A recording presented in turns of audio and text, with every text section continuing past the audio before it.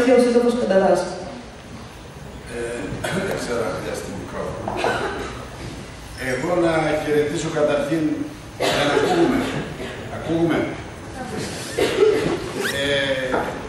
Να χαιρετήσω το φεστιβάλ και την πρωτοβουλία της ΑΡΑΝ και πραγματικά να συγχαρώ αυτή την οργάνωση, γιατί μέσα σε δύσκολες για την αριστερά περίπλοκες συνθήκες επιμένει και αντιστέκεται να πραγματοποιεί τέτοιου είδους εκδηλώσεις, συζητήσεις που μπορεί για τον πολύ κόσμο να ακούγονται κάτι το παράξενο.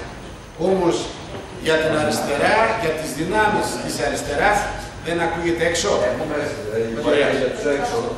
Ωραία, όχι, σωστά. Είναι ανοιχτό. Ωραία, λοιπόν, εντάξει, θα το κάνουμε. Έλεγα πως για την αριστερά της εποχής μας είναι περισσότερο από ποτέ σήμερα απαραίτητες αυτού του είδους οι συζητήσεις.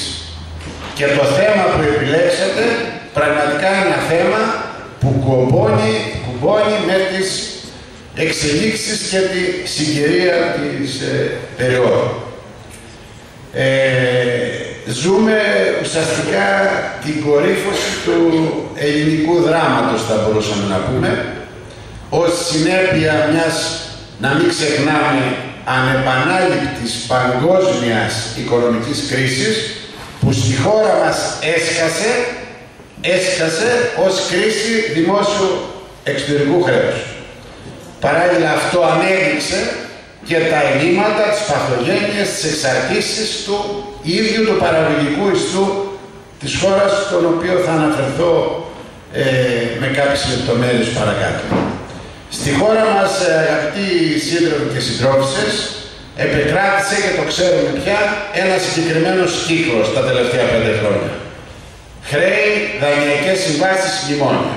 Και αυτός ο κύκλος έτσι στηρίζεται από συγκεκριμένες πολιτικές δυνάμεις και μία άρχουσα τάξη, κυρίαρχη οικονομική τάξη, γιατί αυτές οι δυνάμεις, παρά το ότι πολλές φορές βαφτίζονται για τις μνημονιακές, θέλουν να διαιωνίσουν την εξουσία αυτής της τάξης και θέλουν να ξεπεράσουν αυτή την ανεπανάληπτη που παραμένει σε ένταση οικονομική κρίση παγκόσμια, θέλουν να την ξεπεράσουν φορτώνοντας ουσιαστικά τα σπασμένα αυτής της κρίσης προς τα κάτω.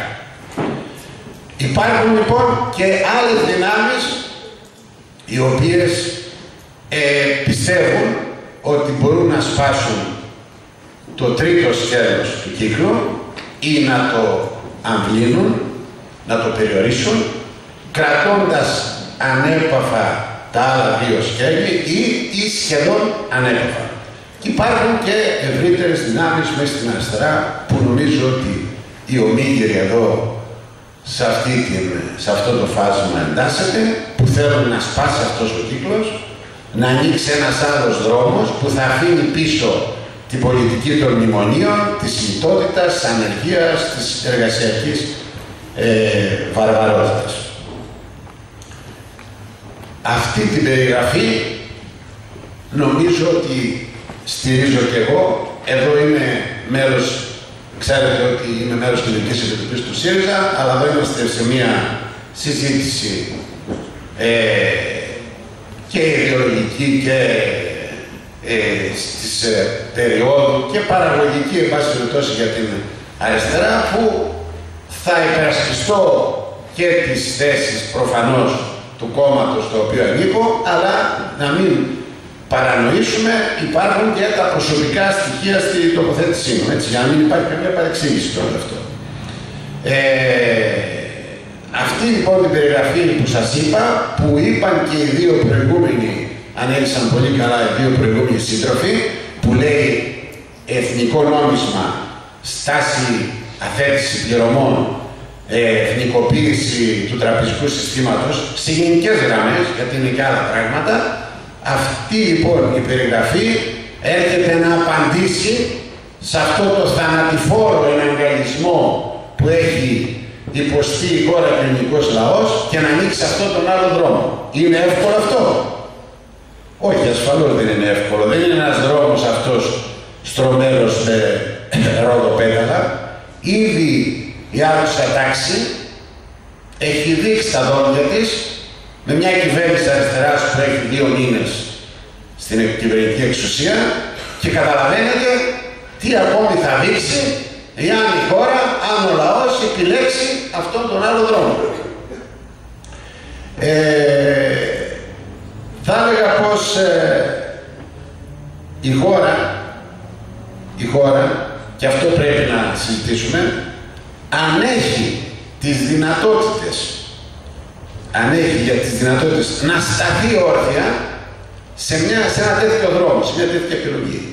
Γιατί προφανώς δεν φτάνουν μόνο αυτά, θα πρέπει ταχύτατα να προχωρήσει σε μια αξιοποίηση των παραγωγικών της δυνατοτήτων, του πλούτου της, γιατί διαφορετικά γρήγορα θα αναβαγίσει, ας το πω έτσι, χωρίς τα υπόλοιπα όπλα τα οποία πρέπει να έχει.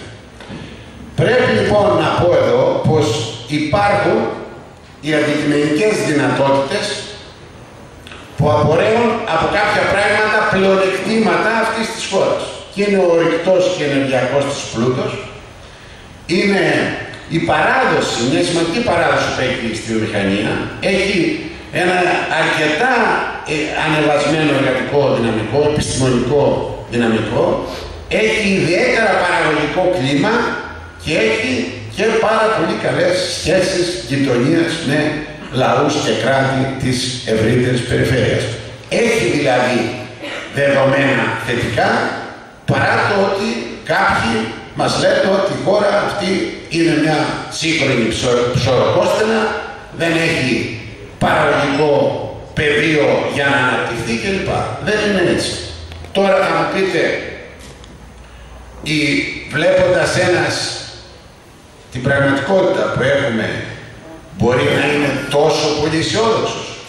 Ασφαλώς. Η πραγματικότητα που είναι αποτέλεσμα όχι μόνο των τελευταίων μνημονιακών πολιτικών, αλλά είναι αποτέλεσμα πολιτικών που έχουν επικρατήσει και δεσμεύσεων της χώρας εδώ και δεκαετίες, είναι πραγματικά δραματική. Επιτρέψτε μου λοιπόν να σας πω ορισμένα στοιχεία που αφορούν τον ευρύτερο πρωτογενή τομέα. Και όταν λέμε πρωτογενή τομέα, οι σύντροφοι ασχολήθηκαν περισσότερο με το παραγωγικό οριστό γενικότερα. Ο πιο εξειδικευμένος παραγωγικός τομέας που είναι ο πρωτογενής, η αγροτική, η κτηνοτροφική, η παραγωγή, η αλληλεία κλπ. Σήμερα αυτό το κομμάτι αντιπροσωπεύει το 3,5% του ΑΕΠ της χώρας. Όταν η χώρα μας μπήκε στην Ευρωπαϊκή Ένωση το 1980, αυτό αντιπροσωπεύει το 20% του ΑΕΠ. Όταν η χώρα μας τότε μπήκε, επί Κωνσταντίνου Καραμαλή Μακαρίτη, οι εργαζόμενοι, απασχολούμενοι γενικά σχέσεις εργασίας με αυτό το χώρο ήταν 29% και σήμερα είναι 9%. Κάθε χρόνο η πατρίδα μας έχει ένα έλλειμμα 2,5 δισεκατομμυρίων εισαγωγόμενων, εξαγόμενων αγροτικών και κτηνοτροφικών προϊόντων. Ιδιαίτερα αυτό το έλλειμμα είναι πολύ μεγαλύτερο στη ζωική παραγωγή.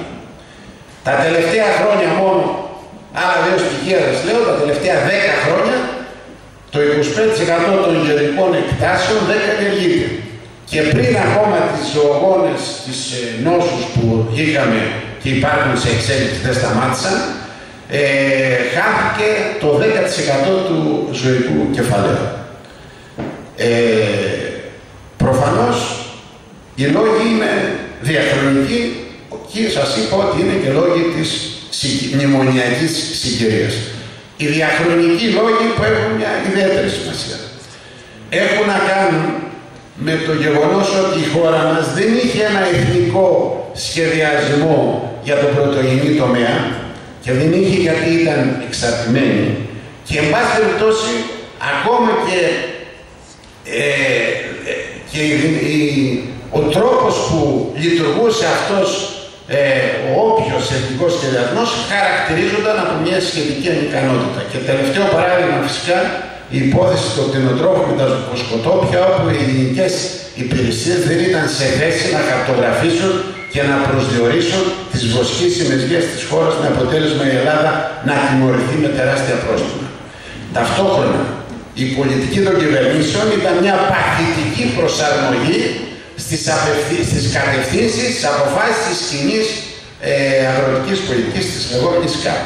Που ακόμα και σήμερα, αν δούμε το περιεχόμενο της νέας κοινής αγροτικής πολιτικής και τις τρευλώσεις, θα δούμε ότι υπηρετεί όχι την παραγωγή, αυτό που μας ενδιαφέρει, αλλά υπηρετεί και πρημοδοτεί την έκταση. Άρα μπορούν να βρίσκονται αυτές όλες οι ανεκμετάλλευτες εκτάσεις που σας είπα πριν, οι ακαλλιέργητες, σε χέρια ανθρώπων, μεγάλων αγροτών, νέων σύγχρονων τσιφλικάδων και επιχειρήσεων, και να παίρνουν αντίστοιχες επιδοτήσεις από την κοινή αγροτική πολιτική. Όπως παίρνουν τα αεροδρόμια και οι εκτάσεις που υπάρχουν γύρω από τα αεροδρόμια που τις βλέπετε όταν περνάτε από εκεί, κάποιοι τις δηλώνουν, το μετοχικό ταμείο στρατού τις δίνει σε κάποιους άλλους έξυπνους και παίρνουν επιδοτήσεις. Θέλω να σας πω με αυτό ότι και η κοινή αγροτική πολιτική δεν κατευθύνεται και δεν εξυπηρετεί το μικρό και μεσαίο παραγωγό, ο οποίος έχει ανάγκη να παράξει και να πάρει. Οι βασικές όμως λειτουργίες πέραν από την κοινή αγροτική πολιτική που έφτασαν την κατάσταση εδώ που την έφτασαν ήταν πρώτα οι ΓΚΑΤ, οι συμφωνίες ΓΚΑΤ που δεν υπάρχουν, και μετά οι συμφωνίες της Παγκόσμιας Οργάνωσης Εμπορίου της πόλης. Τελευταία και η συζήτηση μέσω της Διατλαντικής Ένωσης, Ευρωπαϊκής Ένωσης, ΗΠΑ, Καναδά, που όλα αυτά λειτουργούν σε βάρος των αδύναμων περιφερειακών χωρών της Ευρωζώνης και της Ευρωπαϊκής Ένωσης, υπέρ των κυρίαρχων βιομηχανικών χωρών, γιατί η Γερμανία και ο πυρήνας της Ευρωζώνης καταφέρνει να κλείνει μέσω από αυτές τις συμφωνίες διακρατικές συμφωνίες με τρίτες χώρες, πουλώντας τα βιομηχανικά τους προϊόντα, τη βιομηχανία τους, και επιτρέποντας αυτές τις χώρες χωρίς δασμούς να φέρουν μέσα στην Ευρωπαϊκή Ένωση τα προϊόντα τους, η Τινησία, η Νότια Αφρική, το Βιετνάμ, το Μαρόκο κλπ. Και αυτά τα προϊόντα να εκτοπίζουν τα δικά μας τα ελληνικά, τα οποία φυσικά παράγονται με μεγαλύτερο κόστος από αυτές τις χώρες. Βλέπω το ρολόι. Λοιπόν. Θέλω να πω λοιπόν ότι αυτοί οι λόγοι που μας συρρήκλωσαν ως χώρα και ως παραγωγή αγροτική, γιατί ο πρωτογενής τομέας μαζί με άλλα πράγματα όπως ο τουρισμός, όπως η βιομηχανική παράδοση, μπορούν να είναι στοιχεία μιας αντεπίθεσης, αναπτυξιακής αντεπίθεσης της χώρας.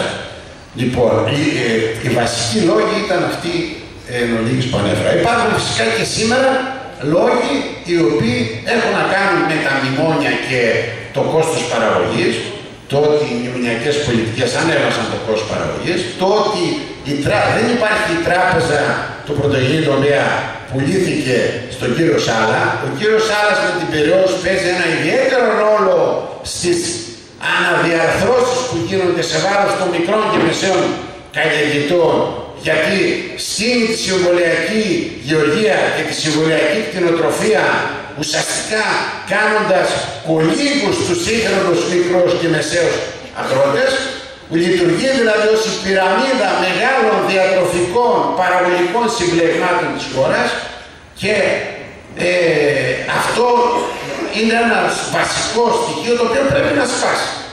Πρέπει να σπάσει. Να δούμε λοιπόν σήμερα πώς μπορούμε να ακολουθήσουμε αυτό, να διεκδικήσουμε μάλλον αυτόν τον άλλον δρόμο που σας είπα, σπάνοντας φυσικά τον κύκλο χρέη, δάνεια, μνημόνια, και να δούμε πώς αυτός ο πρωτογενής τομέας σε μια κυβέρνηση της αριστεράς σήμερα μπορεί να δώσει για τη χώρα, να συμβάλλει για τη χώρα, ξεκινώντας από τα πιο μικρά, τα οποία λένε πως η χώρα δεν έχει νέους αγρότες και πρέπει να κάνουμε νέους αγρότες. Σημαντικό, 15.000 νέοι αγρότες σε μια χώρα 10 εκατομμυρίων δεν μπορούν να στηρίξουν πραγματικά την παραγωγική διαδικασία. Χρειάζονται οι νέες τεχνολογίες προφανώς στη στη σύγχρονη εποχή που ζούμε. Χρειάζεται βασικά η ποιότητα και με βάση τα πλεονεκτήματα του κλίματος που έχουμε, η ποιότητα των προϊόντων εάν κερδίσουμε και νέες αγορές. Χρειάζονται εργαλεία που έχουν να κάνουν ένα πραγματικά δημόσιο τομέα, όχι αυτόν που γνωρίσαμε και ακόμα έχουμε. Χρειάζεται μια πραγματική δημόσια τράπεζα, χρειάζεται ένα άλλο συνεταιριστικό τοπίο που δεν είναι αυτό με τους καλοκέντρους στις πασιγές, που πρέπει να κουμπάει από την παραγωγή, τη μεταποίηση μέχρι την αγορά. Και πάνω απ' όλα, αγαπητοί συντρόφοι και σύντροφοι, χρειάζεται να σπάσει αυτή η σχέση εξάρτησης της χώρας, αυτές οι παγιωμένες σχέσεις που σας ανέφερα και έχουν να κάνουν με τον πυρήνα της ίδιας της ευρωπαϊκής συμμετοχής μας και ολοκλήρωσης, και για να γίνει αυτό χρειάζονται αποφασιστικές, τολμηρές, ριζοσπαστικές πολιτικές. Θα μου πείτε, είναι εύκολα τα πράγματα? Θα σας πω ότι δεν είναι καθόλου εύκολα. Θα σας πω ότι και η κινητικότητα γενικότερα πρέπει να την παρακολουθούμε, και οι συσχετισμοί δύναμης που υπάρχουν σήμερα και σε επίπεδο Ευρωπαϊκής Ένωσης και όχι μόνο δεν είναι καλύτεροι. Δείτε χώρες, η Γαλλία, η Ιταλία, μεγάλες δυνάμεις μέσα στον χώρο στον ευρωπαϊκό, και η αριστερά απουσιάζει. Είναι πολύ αδύνατη. Έτσι, δεν θα πάω στην Ισπανία που έχω πάρα πολλά ερωτηματικά για τη συνέχεια της ισπανικής αριστεράς, αλλά γενικά το αντιλαμβανόμαστε αυτό. Αλλά αυτό δεν σημαίνει ότι πρέπει η ριζοσπαστική αριστερά σήμερα να εγκαταλείπει τη στόχευσή της, ακόμα και αν χρειάζεται να κάνει τακτικούς συμβιβασμούς. Αυτοί οι τακτικοί συμβιβασμοί δεν πρέπει να οδηγούν και να προετοιμάζουν την αναδίπλωση, αλλά πρέπει να προετοιμάζουν ένα καλύτερο έδαφος για να δώσει με καλύτερες προϋποθέσεις αριστερά την επόμενη μάχη. Με αυτή την έννοια, αν με ρωτήσετε αν είμαι αισιόδοξος ή απεσιόδοξος, θα σας πω είμαι αισιόδοξος, γιατί στην αριστερά εμφανίζεται μια ευκαιρία και εδώ στην Ελλάδα, και όχι μόνο στην Ελλάδα, μετά το 89 να κάνει ένα άλμα προς τον ουρανό. Ταυτόχρονα είμαι προβληματισμένος, θα έλεγα συγκρατημένος, αν η αριστερά σε όλο της το πολιτικό φάσμα, με όλο το πολιτικό προσωπικό που διαθέτει και εδώ και στην Ελλάδα, έχει τα κότσια να αναλάβει αυτό το μεγάλο εγχείρημα. Σας ευχαριστώ.